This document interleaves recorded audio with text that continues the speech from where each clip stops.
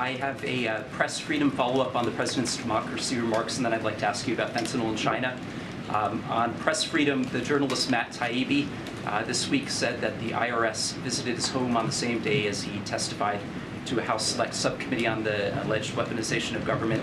Taibbi worked on the Twitter Files project that revealed government cooperation with Twitter to censor disfavored speech.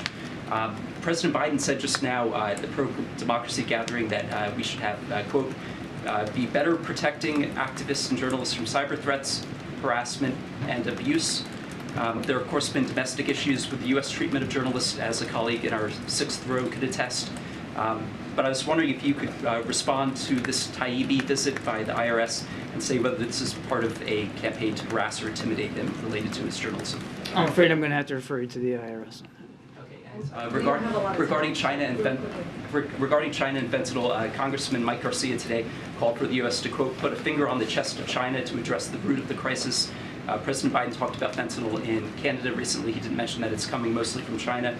This has been kind of a recurring feature, including at the State of the Union.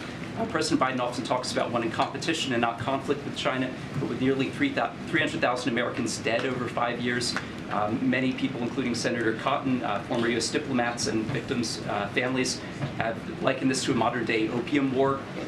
Do you have thoughts on that characterization of this being a war waged by China? And is there a reason why President Biden doesn't often mention that it's coming from China? The president, I think, he's been exceedingly clear about the dangers of fentanyl and opioids in this country. And now let me finish now, shipmate.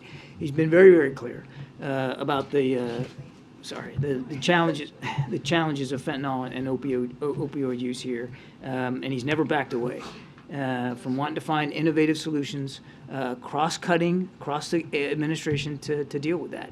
But why no mention of China usually? We got to move on. Go ahead, Jackie.